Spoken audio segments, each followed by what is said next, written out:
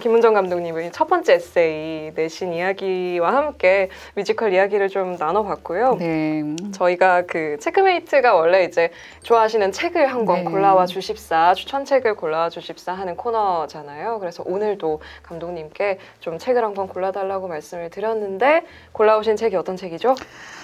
이 책을 너무너무 재밌게 읽었는데요. 네. 재밌게 읽은 정도가 아니라 네. 피탄에서 독서를 해도 저는 책 보기가 조금 불편한 자리거든요. 바로 앞에 배우가 그렇죠. 있으니까 저는 사실 책은 못 봅니다. 근데 인터미션 10분을 막 뛰어가서 읽고 다시 공연을 할 정도였어요. 너무 그 다음이 궁금해서. 네. 뭐지? 어떻게 됐을까? 어떻게 됐을까 얘가. 그래서 얘가 붙었을까 떨어졌을까 막 그쵸, 이런 그쵸. 게 너무 궁금해서 1막 마지막쯤에 빨리 뛰어 내가 화장실을 1분 내에 갔다 와서 그럼 9분 동안 읽을 수 있다. 네, 그 정도로 심취해 있었던 책입니다. 네. 온다 리쿠의 꿀벌과 천둥이라는 네. 책이고요. 굉장히 두껍네요.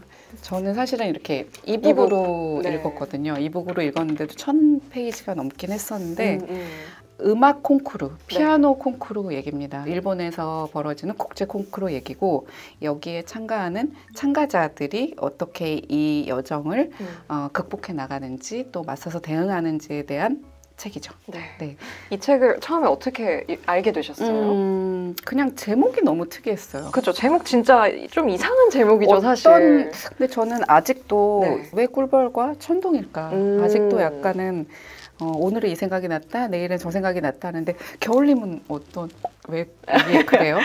여쭤보고 싶네요. 책을 많이 다독가이신 겨울님한테 여쭤보고 싶었어요. 아마도 제가 읽은 바로는 이제 꿀벌의 소리를 또 듣잖아요. 네, 그 네. 벌의 날개 소리 같은 걸 이 등장인물이 듣기도 하고. 소리로. 네. 그리고 천둥도 아마도 소리를 들은 그 이야기에서 따온 것 같다는 생각이 일단은 저는 들고요. 너무 스포일러나? 천둥 같은 소리로 연주를 하는 맞아요. 그런 네. 연주자들도 나오고 이제 꿀벌은 아예 대놓고 꿀벌 소년이라는 주인공이 또 있잖아요. 근데 그 주인공이 꿀벌과 관련된 어떤 소리를 듣는 장면도 있고 이제 뭐 여러 가지 그런 이유들 때문에 짓지 않았을까라는 짐작은 하는데 꿀벌은 정말 아주 작은 건데 천둥은 정말 거대한 건데 그러니까 꿀벌이 천둥과 같은 소리를 불러올 수도 있다라고 생각도 들었다가 꿀벌은 정말 미미한 존재고 천둥은 너무나 거부할 수 없는 자연의 이치인데 이 둘의 연계성은 결국은 종이 한 장 차이다라는 얘기를 하고 싶은 것 같기도 하고 저도 아직도 이 꿀벌과 천둥을 왜 이렇게 지었는지는 좀 작가의 의도가 궁금하긴 하지만 그런 것과 상관없이 정말 술술술 내용이 잘 읽혀지는 맞아요. 아주 재밌는 소설이죠. 너무 재밌죠, 사실. 너무 재밌어요. 이게 지금 두께를 보시면 굉장히 두껍지만 진짜 순식간에 술술술술 읽을 수 있는 그런 책이고 왜 그렇게 인터미션 시간에 빨리 읽어야지라고 생각하셨는지 알 수 있을 것 같은. 이게 너무 재밌는 게요. 이 온다리쿠가 이거를 거의 십몇 년을 공부를 하시고 집필을 하셨다고 제가 어디서 읽은 거 맞나요? 거의 한 7년 정도 걸리셨다고. 그래요? 7년이요? 네, 그 사이에 하마마스 콩쿠르를 2번인가 3번 보셨다고. 근데 그래서 이분이 음악 하시는 분인가 저는 생각할 정도로 음악 얘기가 많이 있어서 저한테는 굉장히 흥미로웠는데 이 소제목들이 너무 재밌어요. 맞아요. 이 소제목들을 뭐 녹턴, 전주곡, 트레몰로, 드럼롤 이렇게 음악 용어들을 써주셨는데 녹턴이 어떤 형식이나 뭐 이런 게 딱히 없는 장르의 음악이거든요. 여기에서 가자마진을 소개하시죠. 그렇죠. 네. 그리고 자장가에서 또 아카시라는 잠재되어 있던 또 다른 캐릭터를 설명을 해주시고 또 클라비어 평균율에서 아주 정상적이고 평범한 아주 체계적인 루트를 밟고 가고 있는 마사루를 소개하시는 이런 것들이 너무 놀랍고 재밌죠. 그렇죠. 네, 그래서 아주 재밌게 봤습니다. 네, 말씀하신 그 주인공 4명이 있습니다. 책의 앞부분에 이 4명을 일단 소개를 하고 시작을 하는데요. 그러니까 이 주인공 4명의 이름과 함께 이 각자가 고른 과제곡의 목록이 써 있어요. 이 4명을 소개를 해드리자면 책의 주인공이라고 할 수 있는 가자마진이라고 하는 꿀벌 소년이 있고요.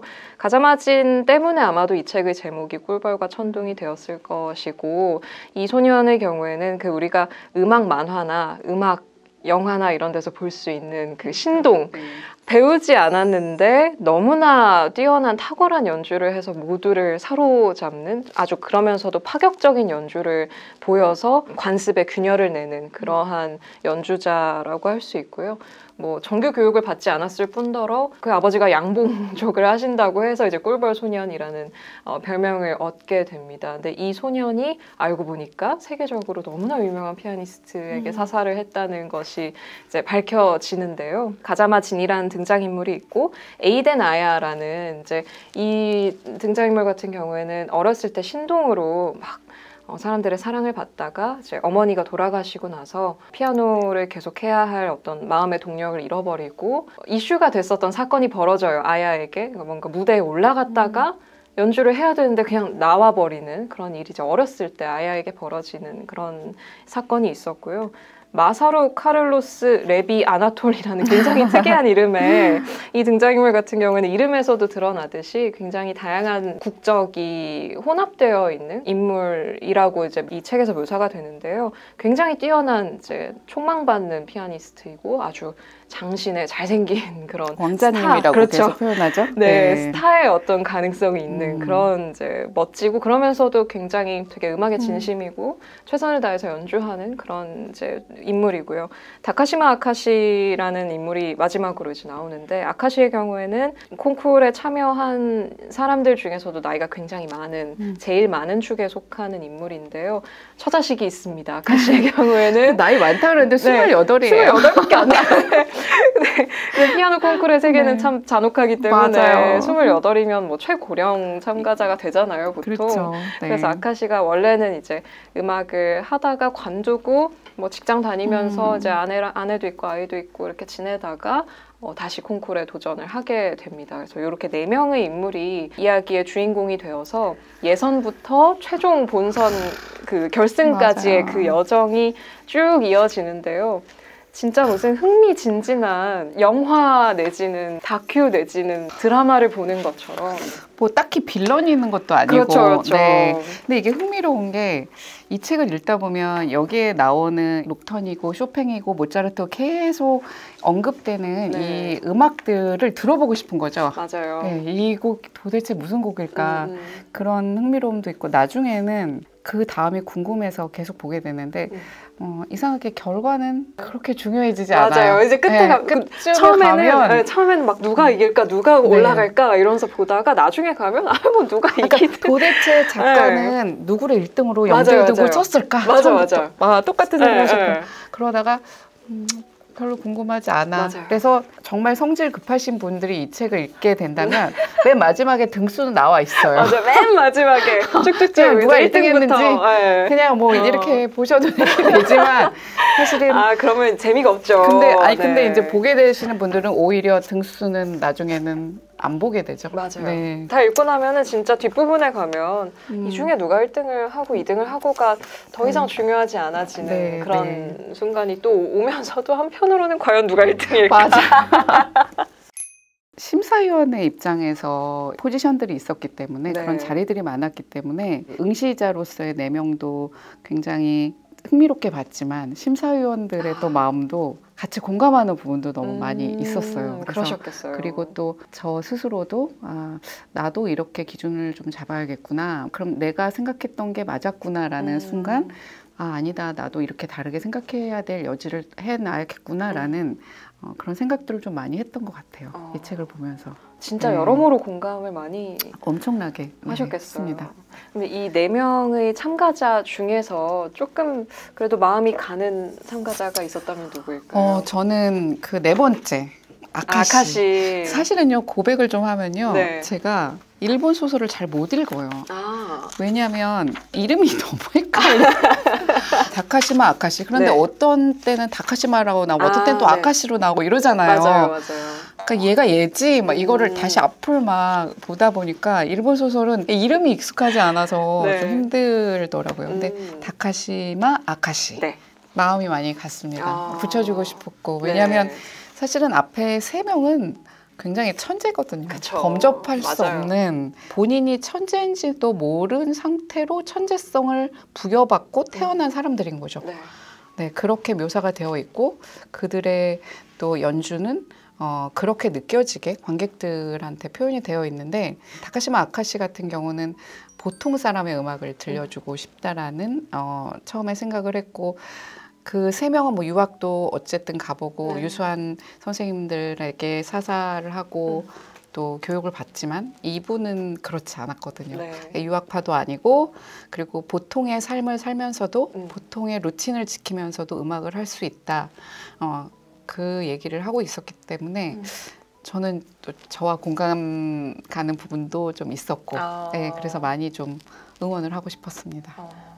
너무 일찍 떨어지죠? 그러니까요. 말하면 안 되나 이거? 그렇게.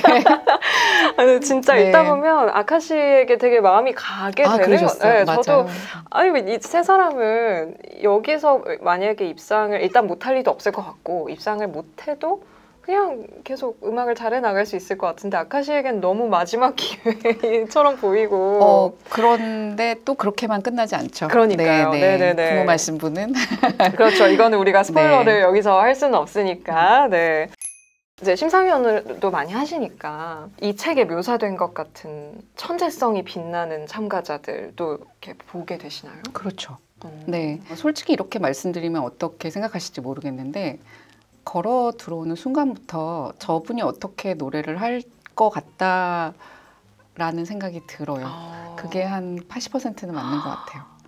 제가 사실 감히 100%라고 말씀드리고 싶은데 그건 너무 오만한 것 같고 네가 뭐라고. 근데 왜냐하면 일단 배우로서의 어떤 아우라가 있으신 분들이 있더라고요. 걸어 들어오는 순간부터 자신감이 있으신 분들과 그렇지 못한 분들의 차이는 분명히 나거든요. 그러니까 이건 제가 어떤 오만과 그런 거에서 말씀드린 게 아니라 그냥 경험이에요. 제 경험상 제 데이터에 의하면 빅데이터에 의하면 저런 자세로 저런 눈빛으로 오시는 분들은 어떻게 노래를 했지가 있으니까 근데 그거를 깨는 또 사람들이 있죠. 예, 뭐 분명히 저렇게 할 것이다 했는데 뭐야 하는 친구들이 좀 있는 것 같아요.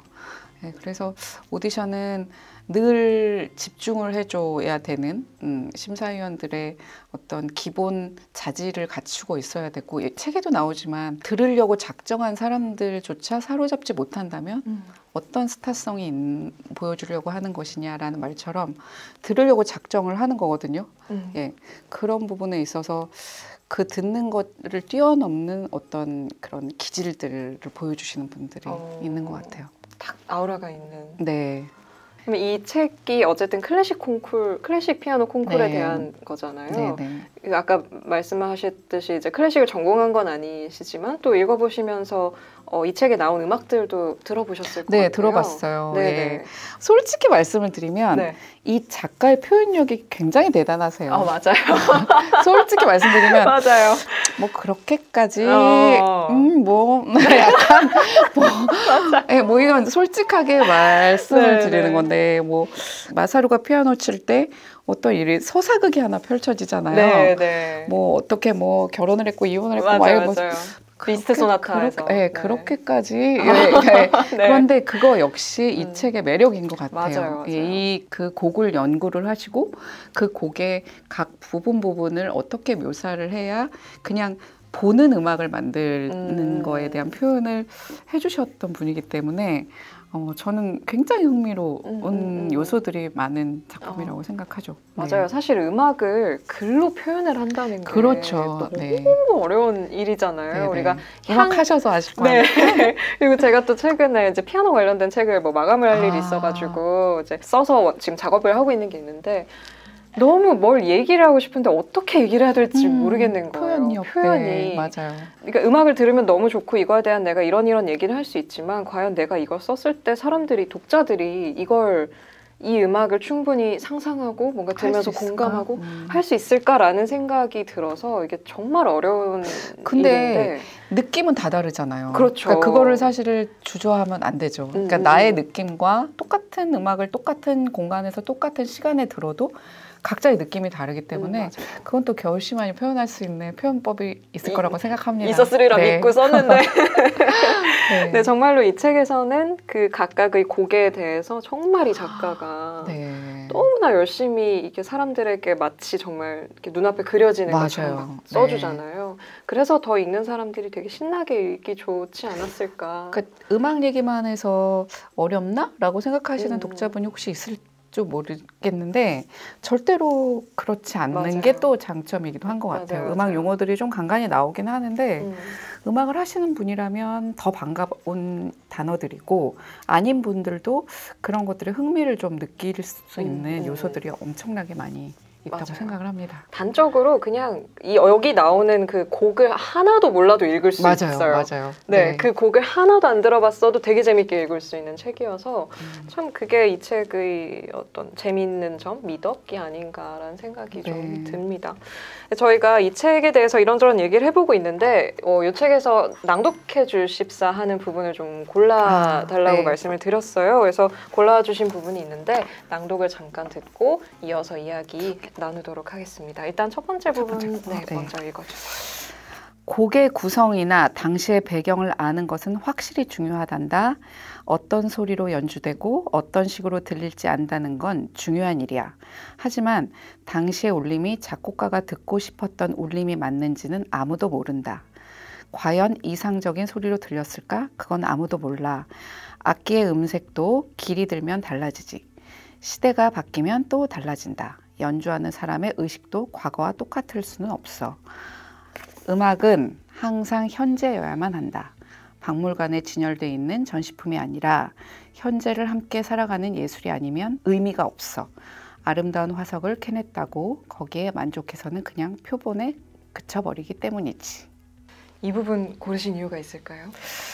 이 책에서의 이 부분을 항상 생각을 하고 있어요. 예, 이 말이 음악은 항상 현재여야 한다. 박물관에 진열되어 있는 전시품이 아니라 그냥 우리가 늘 지켜보고 저건 저 자리에 저렇게 있어야 해가 아니라 현재를 함께 살아가는 예술이 아니면 의미가 없어. 지금 우리가 하고 있는 모든 음악들이 이런 전제로 표현되고 있다고 생각을 해요. 제가 얼마 전에 참여했던 오디션 프로그램도 그랬고 팬텀싱어 크로스오버를 지향하는 그 프로그램도 그랬고 이런 거죠. 모차르트도 그 시대에는 팝스타였죠. 그렇죠. 지금은 시대가 지나니까 우리가 클래식이라고 얘기를 하는 거지 그 시대에는 우리는 슈베르트 왈츠에 춤을 췄고 모차르트의 오페라를 보러 가고 이런 궁중음악과 또 서민음악과의 이런 차별성이 있었던 그 시대에 있어서 그 시대의 서민들을 대표하는 파퓰러 음악은 오히려 우리가 지금 말하는 클래식 음악인 거죠. 그런 것처럼 지금 우리가 어떤 음악들이 딱 이런 음악은 이런 부류가 이렇게 즐겨야 해야 된다는 것은 깨야 되는 사고가 아닌가라는 생각을 좀 하고 있습니다. 음악이 음악 자체로만 사랑받아야 된다고 생각하거든요. 그 어느 누구에게나. 그래서 제가 지금 하고 있는 뮤지컬도 그렇고 여러 공연에서 음악이 속해 있는 분야들이 누구에게나 다 편히 다가갈 수 있는 누릴 수 있는 인간이 누릴 수 있는 가장 아름다운 특권이 아닌가 싶은 생각에서 원하는 관객들에게 어떤 방식으로도 다가감에 그것들을 또 거부감이 없어야 되고 거부감이 없게 받아들일 수 있는 그런 음악들을 조금 해야 된다라는 생각에 이 대목은 조금 마음에 두고 있는 대목입니다. 음악을 뭐 작곡가로서 쓰실 때나 음악 감독으로서 작품을 만들어 나갈 때도 그런 생각을 하면서 형식이나 하시나요? 규격에 맞춰서 그렇게 꼭 고집스럽게 해야 될 필요는 없지 않나? 라는 사고를 항상 어느 시점에선가는 한 번씩 하게 돼요. 물론 어떤 작곡가의 의도 또 어떤 작품의 방향성에 따라서 잘 유지를 해줘야 같은 흐름으로 가고 있다는 순간이 있지만 어느 순간에는 대목을 들춰내죠. 이게 맞나? 지금 근데 이거보다 더 잘할 수 있을까?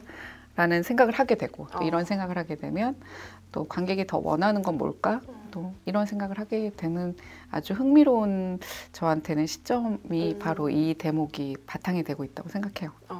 이 책에서 또 되게 음. 인상적인 재밌는 대목 중에 하나가 왜 가자마진이 그런 얘기 계속 하잖아요. 음악을 밖으로 데리고 나가야 된다고. 두 번째가 아마 그걸 거예요. 음악이 어떤 정해진 규격 속에, 정해진 형식 속에 사람들이 정해놓은 어떤 규칙 속에 딱 박제되어 있는 게 아니라 그걸 이렇게 자유롭게 풀어주는 어떤 이야기를 가자마진이 본인의 연주로서 보여주기도 하고 말로 또 하기도 하는데요.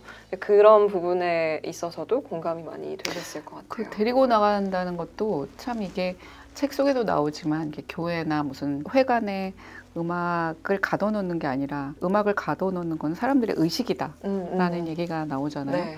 그러니까 음악을 데리고 나간다는 거는 데리고 어떤 자연이나 야외를 얘기하는 게 아니라 내가 이 음악을 연주함으로 인해서 이 음악이 가지고 있는 것들 느끼게 해준다는 거. 네, 그래서 그렇게 한 곡 한 곡에 대해서 묘사가 많이 해주셨나 작가님이. 아까 처음에 소개해드렸던 것처럼 그 작곡가의 의도를 맞는지 안 맞는지 모르겠지만 그걸 최대한 분석하고 표현을 하고 굉장히 아주 재밌는 표현들이 나오잖아요. 뭐 그가 쳤을 때는 뭐 천둥이 치고 파도가 한번 부딪히는 소리, 물이 떨어졌는데 도랑을 파고드는 것 같았고 갑자기 뭐 추워졌다가 더했다. 네, 굉장히 많이 얘기들이 나오는 게 그게 만화 아시나요? 신의 물방울이란 만화 아시나요? 몰라요. 와인에 대한 만화인데 그 와인 딱 마시면 갑자기 눈앞에 풍경이 펼쳐지면서 여인의 뒷모습이 보이고 막 이러거든요. 그러니까 맞아요. 그거랑 조금 비슷해요. 그런 느낌의 묘사들이 나오죠. 그렇게 표현하면 그렇게 느끼게 해주는 게 바로 갇혀있는 음악들을 데리고 나갔다라는 표현이 아닐까라는 생각을 했습니다. 네.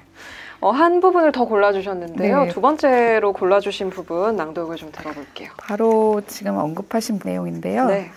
선생님하고 이런 얘기를 했어. 지금 세상에는 다양한 소리가 넘쳐나지만 음악은 상자 속에 갇혀 있어. 사실 옛날에는 온 세상이 음악으로 가득했는데 말이야. 알 것 같아. 옛날에는 자연 속에서 음악을 듣고 기록해 왔는데 지금은 아무도 자연 속에서 음악을 듣지 않고 자기 귀 속에 가두어 두지. 다들 그게 음악이라고 생각해. 맞아. 그러니까 갇혀있던 음악을 원래 있던 곳으로 돌려보내자고 얘기했어. 어떻게 해야 할지는 선생님도 나도 몰랐어. 선생님은 이제 안 계시지만 나는 계속 노력하겠다고 약속했어. 네. 이 부분도 이제 비슷한 맥락으로 그렇죠. 고르신 거죠. 뭐 자연에서 음악을 받았으니 우리는 이게 축복인지 모르고 누렸으니 이제 이 음악들을 다시 자연으로 되돌려 줘야 한다. 세상에는 많은 음악들로 가득 차 있다. 이런 얘기들이 음악가로서는 또 항상 숙지하고 되뇌어야 되는 말이 아닌가 싶습니다. 네. 좋아하시는 자연의 소리 이런 것도 있으세요? 그 소리 좋아해요. 나뭇잎 부딪히는 소리들. 네, 바람에 하는 소리들. 네, 그 소리 정말 좋은 것 같아요. 마음에 이렇게 평화가 오죠. 그리고 이건 자연의 소리는 아닌데 애기 옹알이도 좋아요. 어떻게 보면 자연의 소리죠, 그것도. 그런가요? 네. 애기들이 그냥 막 하면서 흉내 안 낼게요. 그런 옹알이 소리 이렇게 듣고 있으면 너무 좋아요. 그게 언어는 아니지만 퓨어한 소리잖아요. 그래서 막 애기 옹알이 소리로 막 음악을 한번 만들어 볼까 이런 생각도 잠깐 했었어요. 진짜로 이 소리를 조정을 해서 뭔가를 할 수 있는 게 없을까? 뭐 샘플을 떠서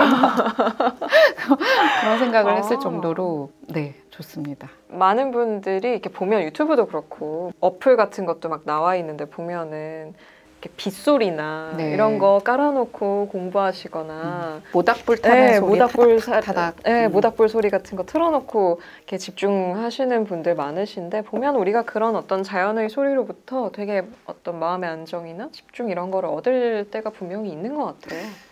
욕심이 없고 목표가 없어서 좋은 것 같아요. 그 소리가. 어떤 뭐를 향하는 어떤 의욕이 안 느껴지지 않아요? 맞아요. 그냥 뭐 바람 흐르는 대로 나뭇잎에 부딪히고 모닥불 타는 대로 타고 그런 소리들이 저한테는 그런 느낌인 것 같아요. 욕심이 없는 소리. 너무 적확한 표현이다. 그래요. 감사합니다. 방금 읽어주신 부분에서 이제 그 소리를 밖으로 데리고 나가야 된다 이런 이야기를 하는 게 이 가자미 가자미? 진. 가자마. 가자마. 그거 가자 어렵다니까. 가자미가 웬 말이야? 가자마. 가자마요, 가자마. 내가 한 번은 틀릴 줄 알았어, 이거. 가자마. 저도 아까 아카시아인가 다카시인가 그러니까 이름 너무 어려워. 이름 어려워요, 진짜. 가자마지는 그 스승으로 이 책에서 표현이 되는 그 이분의 이름이 또 뭐죠? 유지만호프. 네, 유지호프. 유지폰 호프만. 아, 그래요? 이분 유지만호프? 나 지금 유지만호프. 이름이 너무 헷갈려.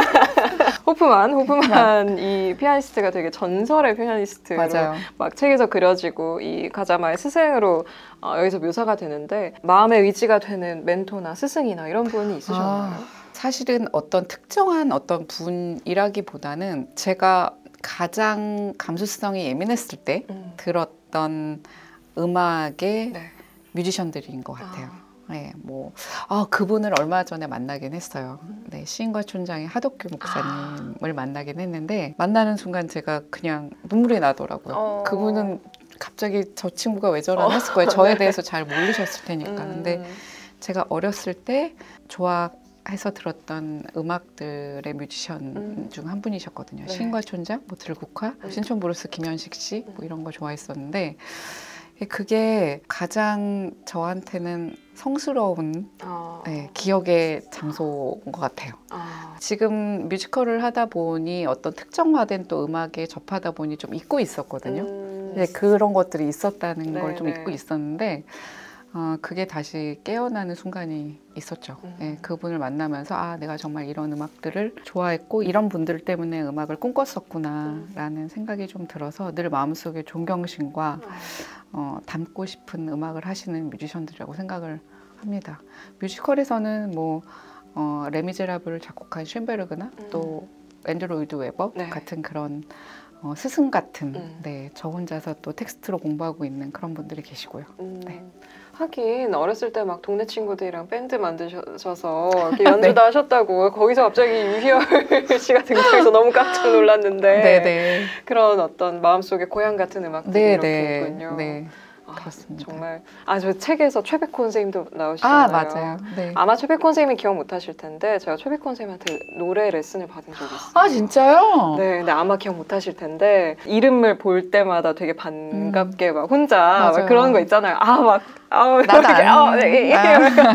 약간 맞아요. 그런 마음이 되는데 약간 그런 식의 어떤 마음의 멘토들 맞아요. 최백호 선생님이 그러셨죠. 하여튼 책에도 언급했지만 그 시절에 한참 어린 뮤지션인 저희들을 뮤지션의 직업군으로 대해주셨고 또 그 포지션으로 대해주셨고 그래서 나도 어른이 되면 저렇게 하겠구나 라는 표본을 보여주신 분이시죠. 그리고 가만히 있어도 선생님 목소리 들으면 이렇게 너무 막 있죠. 있어요. 그래서 그냥 듣고 있으면은 그런 마력을 가지신 분도 전 드물다고 생각합니다. 맞아요. 근데 또 반대로 이제 감독님을 멘토로 삼고 싶어하는 제자분들도 많이 이제 계실 것 같아요. 있어요. 간혹 그런 얘기를 좀 듣기는 합니다. 이제 요즘은 같은 직업군을 꿈꾼다는 얘기도 듣고 되고 싶어요라는 얘기도 가끔 듣기도 하는데 그런 이야기들은 그냥 그 기분 좋고 흐뭇한 게 아니라 저의 정체성과 저의 앞으로 할 일을 더 생각하게 되는 얘기들인 것 같아요. 약간 부담이 더 있는 얘기들인 거죠. 그리고 또 실망을 시키면 안 된다라는 어떤 자각심도 들게 하고 그래서 저한테는 그런 얘기들은 좀 숙제같이 느껴집니다. 되게 책임감이 생기는. 근데 지금 사실 이제 이 얘기를 하는 것도 어떻게 보면 지겹게 느껴질 정도로 우리가 코로나 3년 차에 접어들고 있는데 이제 약간 무슨 그런 느낌 아니에요? 세종 3년 이런 느낌처럼 코로나 3년 약간 이런 느낌이야. 그럴 수도 있겠네요. 그죠? 약간 그런 느낌. 3년, 코로나. 근데 전 너무 흑사병 없어지는데 몇백 년 걸렸다며요. 그런 얘기 들으면 암담해져요. 그러니까요. 특히나 또 공연계에 있으신 분들의 고생이 또 진짜 이만저만이 아닌 걸로 저도 알고 있는데 이 시기에도 참 고생하시는 많은 이제 후배분들도 계실 거고 아마 주변에도 그런 분들 많으실 것 같아요. 그런 분들께 뭔가 한마디 해주실 수 있다면. 공연이 직업군으로 보호받고 맞지 않다는 걸 요번에 또 특별히 체감을 했거든요. 그러니까 우리 의식주가 만족을 했을 때 그 다음 순위로 우리가 즐길 수 있는 게 여가와 공연과 또 다른 생활들이기 때문에 당장 먹고 자고 할 곳이 부족한데 무슨 공연이냐라는 그건 저도 너무 공감을 하는 얘기고 또 동의를 하는 부분이기도 했음에도 그것을 직업군으로 삼고 있었던 사람들한테는 가혹한 네, 이야기죠. 가혹하고 네. 채찍 같은 말이었죠. 네. 그게 힘들었던 것 같아요. 이 시국을 기점으로 이 공연일에서 또 손을 놓는 많은 분들이 계셔서 그게 굉장히 마음 아팠던 코로나 3주기가 주기라고 하면 너무 존칭하는 표현 같아 싫어요. 그냥 코로나 3년. 네. 네. 그 시기에도 지금 그래도 버티고 계신 지금 공연 종사자들 또 어떻게 해서든지 공연을 올리려고 하는 제작사들이 있고 아니다. 그래도 우리는 이 시국에도 더 열심히 공연장을 찾아와 줄게라고 또 해주시는 관객분들이 네. 있어서 그래도 지금 그나마 이 팬데믹 시기에도 멈추지 않고 계속 지속하고 있었던 게 한국 공연계이긴 합니다.